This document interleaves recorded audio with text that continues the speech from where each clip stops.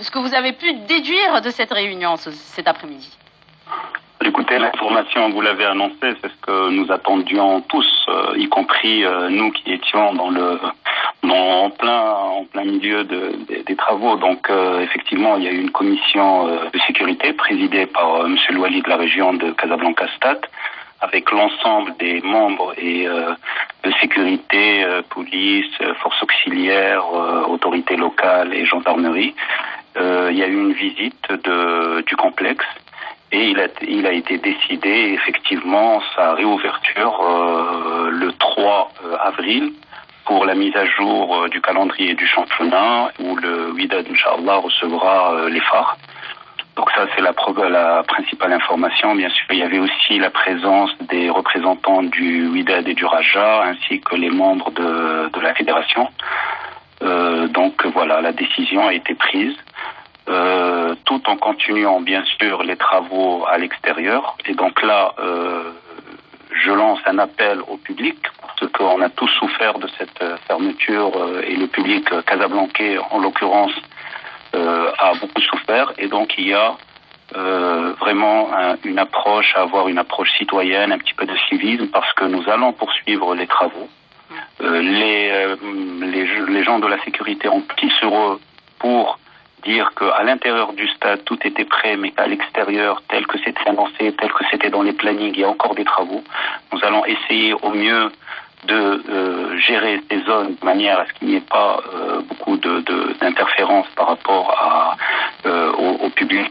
Mais ces travaux vont continuer de manière, Inch'Allah, en septembre, qu'on ait l'éclairage qu'il faut, qu'on ait un aménagement extérieur à la hauteur de Casablanca et de son stade, mais en même temps qu'on ne prive pas les Casablancais de ces derniers matchs, notamment avec le derby, avec alhamdoulilah, la qualification du WAC dans les coupes africaines, avec Inch'Allah éventuellement le match de l'équipe nationale. Et comme on dit vos chroniqueurs, Casablanca reste Casablanca, le public casablancais est absolument exceptionnel et ça ne sera qu'une plus-value pour le football marocain, aussi bien au niveau national qu'à l'international. Oui. Il y a une question de Ftah Lalaoui. Oui, bonsoir. D'abord, on demande beaucoup de civisme, pas un peu de civisme, mais beaucoup de civisme de la part des supporters et des Casablancais. Et qu'en est-il on avait entendu qu'il allait y avoir un match de gala pour l'ouverture, l'équipe marocaine, l'équipe nationale du Maroc contre la Hollande et tout. Le match de gala est maintenu? Alors, l'annonce a été faite par monsieur le président de la Fédération royale marocaine de football, donc c'est un match qui va se dérouler au mois de mai. On a la chance de l'ouvrir avec un match qui est quand même un match exceptionnel. C'est un classico au sens donc c'est Wydad Far qui aussi devrait être un match de gala. En tous les cas, c'est tout ce qu'on souhaite. L'idée et la décision qui a été prise, c'est que nous ouvrons le terrain. Alhamdoulilah, tout ce qui a été installé actuellement va amener un confort et une nouvelle image à ce terrain. Comme j'ai dit, il y a encore énormément de choses à faire. Nous allons pouvoir reprofiter de notre terrain et là on peut se permettre d'organiser différents matchs. Mais pour l'instant, ce qui est prévu et vu le calendrier, c'est qu'on puisse ouvrir, Inch'Allah, le 3 avril pour accueillir le match du Wydad. Il y a aussi un match de Raja qui était programmé, mais vu qu'il y a un appel de joueurs en sélection, donc il se peut que ce match soit encore reporté. Mais dans tous les cas, la mise à jour du calendrier, il y aura le classico, il y aura le derby Wydad Raja le 23 aussi. Donc, Inch'Allah, on a de très jolis matchs et de très beaux matchs qui vont venir. Donc, comme vous avez dit, le civisme et beaucoup de civisme, c'est ce qu'on souhaite pour éviter, parce que c'est trop facile de prendre la décision de refermer. Je peux vous dire, personne ne courra le risque, aussi bien vous, presse, que la sécurité, qu'on ne peut pas jouer avec la sécurité des gens. Et là, il faut que chacun d'entre nous soit responsable, public, presse, responsable, autorité, etc., de manière à ce qu'on puisse tirer dans le même sens. Oui, donc si je comprends bien, tous les matchs du Wydad de Casablanca et du Raja de Casablanca en Botola Pro Maroc Télécom, mais également en Ligue des Champions à domicile seront programmés au complexe sportif Mohamed V. Inch'Allah. À partir du 3 avril, Inch'Allah, c'est ce qui est prévu. Oui. En espérant, nous, on lance aussi les appels d'offres concernant l'éclairage. Ça, c'est extrêmement important. Et donc, pour l'été, on peut aussi voir l'équipe nationale jouer même pour les qualifications et pourquoi pas d'autres matchs internationaux. Oui. Qu'est-ce qu'il reste encore au niveau des travaux, justement, au niveau du complexe sportif Mohamed V? Quand on parle de l'extérieur, est-ce que les tourniquets, la lumière, exactement, qu'est-ce qui manque encore? Non, alors toute la partie accès a été aménagée. Donc les tourniquets, les hachoirs, la partie vidéosurveillance, la partie donc les panneaux, les tableaux électroniques, tout ça a été installé et sera opérationnel, Inch'Allah, à l'ouverture au 3 avril. Ce qui nous reste, c'est ce qui est à l'extérieur, c'est-à-dire les constructions des nouveaux guichets, puisqu'on va démolir les anciens, reprendre toute la clôture qui est extérieure avec les aménagements et les traitements paysagers qu'il y a autour. Le plus important aussi, c'est la partie éclairage et la partie sonorisation. Ça, Inch'Allah, c'est le marché c'est l'appel d'offres qui va sortir la semaine prochaine. Et ensuite, il y a bien sûr les annexes, donc la piscine semi-olympique, le terrain couvert sous les gradins, mais tout ça va venir tranquillement, on ne sera pas gêné par les remarques qui avaient été faites par la commission de sécurité précédente, c'était surtout par rapport à l'aménagement extérieur, c'est-à-dire qu'ils voulaient absolument que cette partie grille d'entrée, tout ce qui est ancien guichet, etc., soit démoli, soit repris.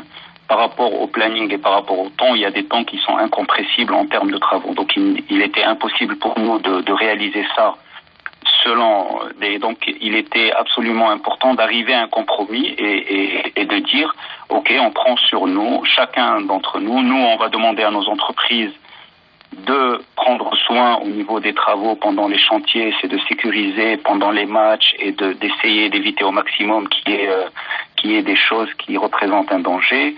La sécurité, elle, va être un petit peu plus vigilante vu que les grilles à l'extérieur, etc., ne sont pas encore faites. Et puis voilà, et donc le public aussi doit prendre en considération ce fait et profiter des matchs normalement et éviter de passer et éviter de créer des problèmes. Oui.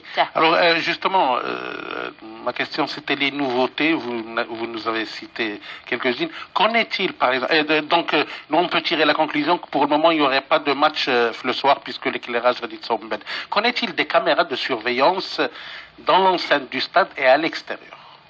Alors juste par rapport à l'éclairage, l'éclairage existant peut permettre de jouer des matchs le soir, mais la retransmission, c'est-à-dire pour être aux normes FIFA ou aux normes CAF pour les retransmissions, c'est pas possible parce qu'on tourne actuellement aux alentours de 1200 à 1400 lux. Or, la norme, c'est à partir de 2500 jusqu'à 3200. D'ailleurs, ce que nous allons installer, on sera sur du 3200 lux qui nous permettrait d'être en catégorie 5, c'est-à-dire avec une diffusion en HD et donc les matchs peuvent se jouer le soir au niveau championnat national, il n'y a pas de souci. Ce qui est en termes de nouveautés, donc en plus, c'est la numérotation des sièges, c'est la réduction du nombre puisqu'on est passé à 45 000 spectateurs, c'est le zonage, nous avons 7 zones.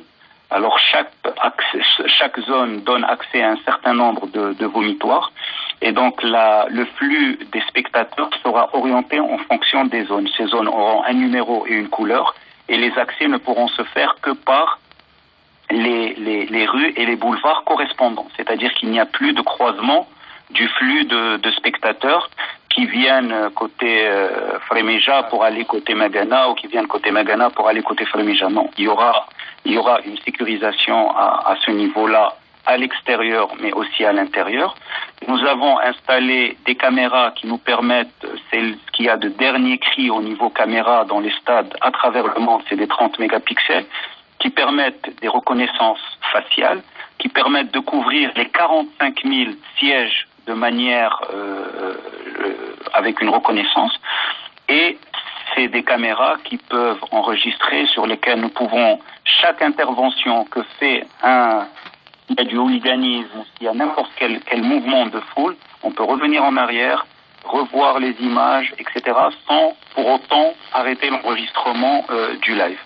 Nous avons aussi la possibilité de retransmettre sur les écrans ces images de vidéosurveillance, donc les écrans du stade. En plus de ça, nous avons au niveau de chaque entrée des caméras qui gèrent la file d'entrée, qui gèrent l'entrée au niveau des vomitoires et qui gèrent le passage du vomitoire vers les sièges. Donc on a vraiment essayé de sécuriser au maximum de manière à ce que 44 500 ne payent pas pour 500 hooligans ou 500 personnes qui font les problèmes. Donc ces gens seront reconnus et seront poursuivis si jamais ils font quelque chose qu'on ne souhaite pas. Oui. Par rapport à la presse, donc il y a eu un aménagement d'espace presse pour la presse écrite, donc 200 sièges réservés à la presse écrite. Nous avons réaménagé toute la partie audiovisuelle, donc la loge presse audiovisuelle qui est au-dessus, elle aussi a été réaménagée.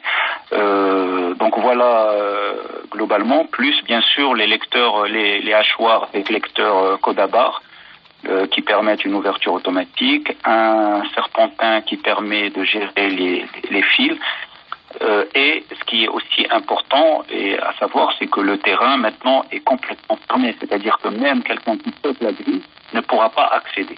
Les portes, l'ensemble des vomitoires sont fermés et ne pourront s'ouvrir que par déclenchement de la part des gens qui géreront le stade. Responsable. Et combien de caméras en tout?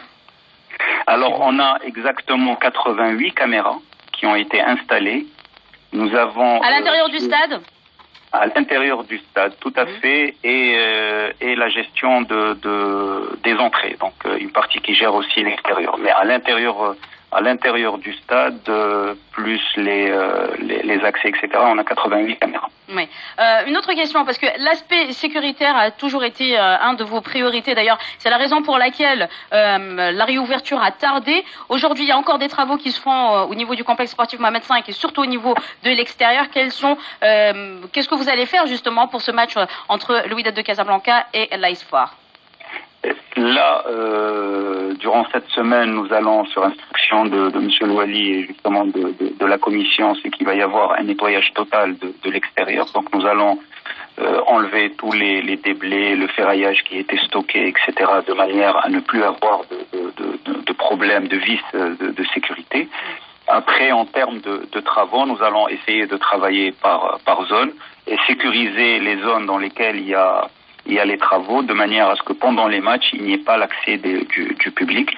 Donc c'est quelque chose que nous allons travailler aussi bien avec les entreprises qui sont sur place qu'avec les gens de la sécurité, de manière à travailler. Mais encore une fois, s'il n'y a pas la volonté du public de préserver, on a beau sécuriser, vous savez, un chantier reste un chantier avec tout ce qu'il peut avoir comme vice de sécurité. Et donc, au premier incident, la décision sera prise de manière facile, c'est de refermer ce stade, parce qu'on ne peut pas se permettre de courir le risque comme on l'a eu malheureusement il y a 1 an et quelques jours. Oui. Bien sûr, et c'est pour ça que vous avez demandé beaucoup de civisme, et c'est ce qu'on ne va pas arrêter de le dire aussi. Et qu'en est-il des parkings? Non, il n'y a pas de parking en vue là qui va être une zone qui va être... Et toujours dans le même contexte, hein, un espace de vie, comme on dit dans les stades. Alors, vous y avez pensé? Tout à fait. Alors, sur la partie espace de vie, tout l'objectif et tout l'aménagement qui a été pensé et qui est en train d'être fait, justement, c'est pour redonner vie à ce stade qui représentait un point noir aussi bien aux riverains qu'aux Casablancais en général, parce que vu les problèmes qu'il y avait. Donc, l'idée, c'était de recréer. Donc, nous avons effectivement aménagé un certain nombre au fait qui existait en réalité, les points de vente qui existaient à l'intérieur du stade, mais vu l'état et vu la manière dont la circulation à l'intérieur du stade, les gens ne l'utilisaient pas. Donc maintenant, on est en cours d'aménagement, donc c'est des choses qui vont se faire au fur et à mesure, mais qui sont prévues.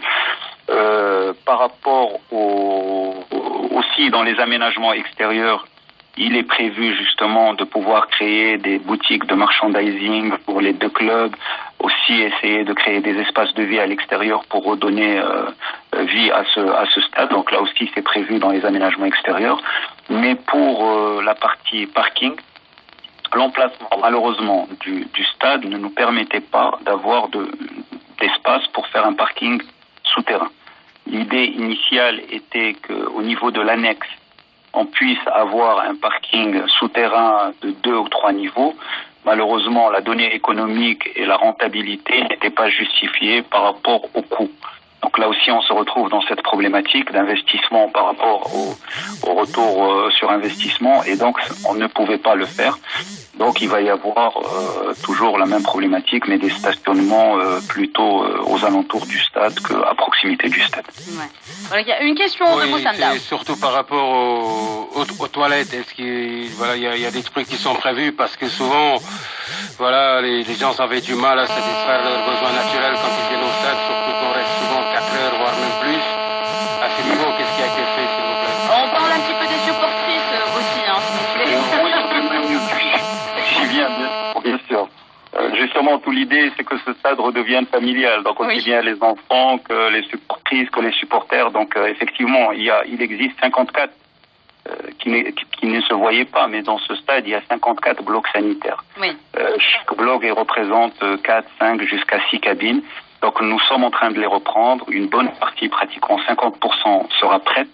Les autres 50% qui étaient prévus dans la phase 2 seront faits au fur et à mesure, mais allez, dans un mois, Inch'Allah, les 54 blocs sanitaires sont opérationnels. Il y a des blocs qui sont réservés aux dames, il y a la partie tribune aussi. Donc sur l'ensemble du stade, il y aura des blocs sanitaires qui seront disponibles, Inch'Allah, réaménagés avec tout ce qu'il faut à l'intérieur. Là aussi,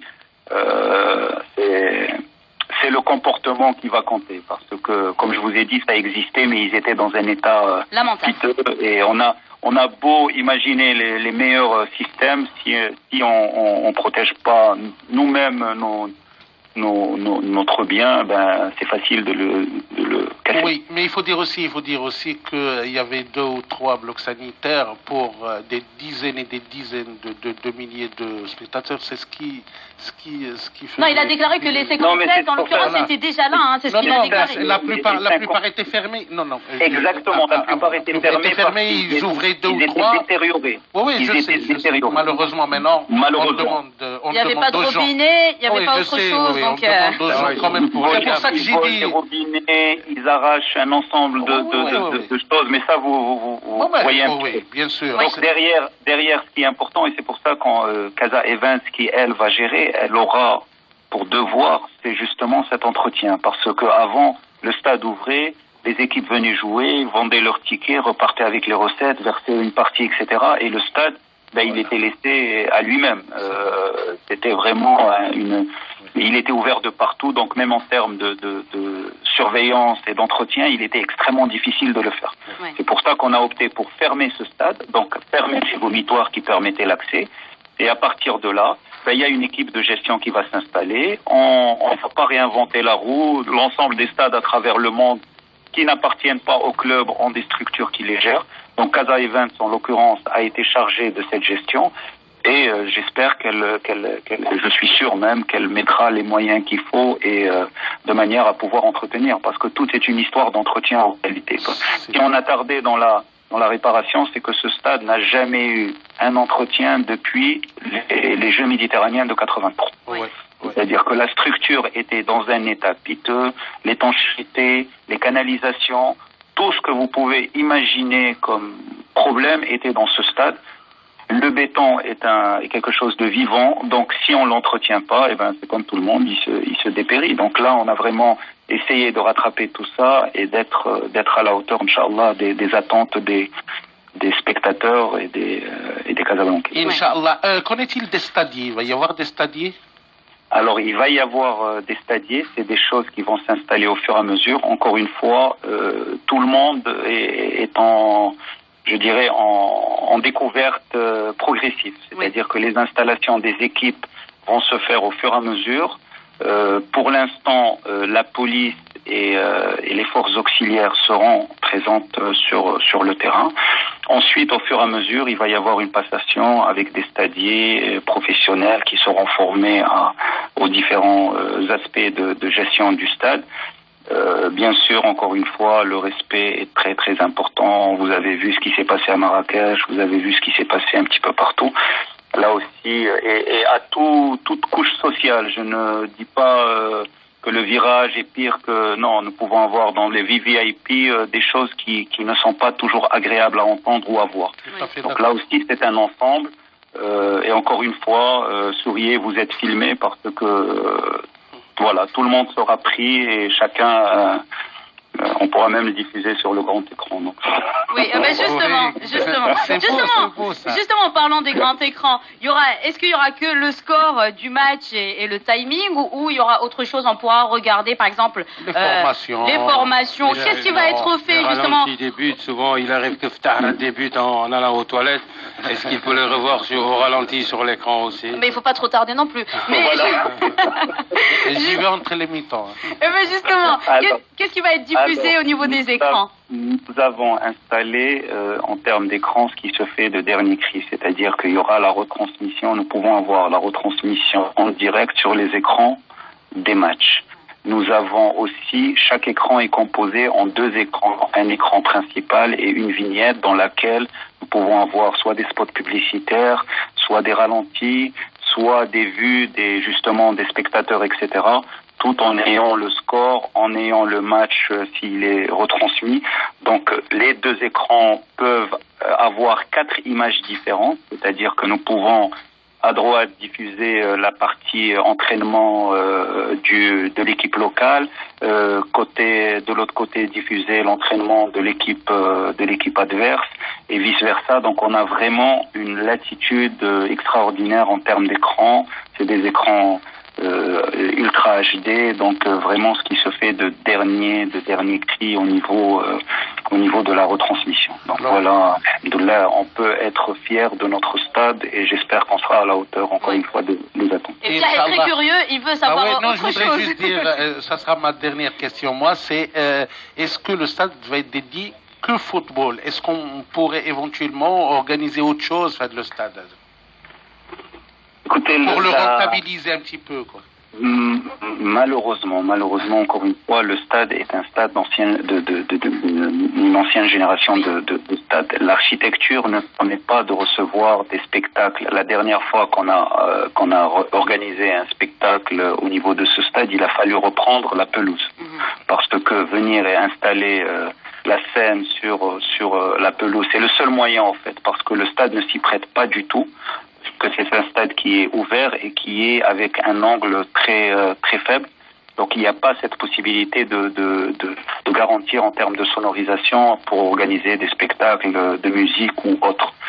Donc on pourra organiser encore une fois des événements, mais avec énormément de précautions. L'objectif pour nous, en tant que responsables de cette ville et aussi au niveau de l'autorité, c'est qu'on puisse avoir notre grand stade de Casablanca qui puisse répondre aussi bien aux normes footballistiques que pouvoir abriter des spectacles et divers événements de manière à créer d'une part une activité culturelle et aussi rentabiliser et avoir un nom. Pourquoi ne pas avoir l'Arena Stadium ou l'Arena de Munich ou Casablanca est tout à fait apte et doit avoir son stade. Et il répondra, Inch'Allah, les critères de choix, que ce soit la CAF, que ce soit la FIFA et tout. Donc je répète, 45 000 places en tout, compris les journalistes, les dirigeants, les VIP.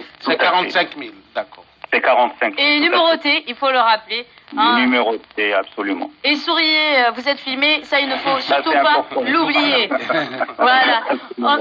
En tout cas, je vous remercie énormément, Driss Moulay Rchid. Je rappelle que vous êtes le directeur général de Casa Aménagement. Merci beaucoup pour cette information qui nous fait plaisir, en tout cas, et qui fait plaisir à tous les supporters. Je vous remercie énormément. Merci à vous et merci aux auditeurs et auditrices et à vos chroniqueurs. Voilà. Merci beaucoup à Driss Moulay Rchid, directeur général de Casa Aménagement. Ça nous met de l'eau à la bouche. On a envie de partir au complexe sportif Mohamed V après. J'aimerais bien le voir.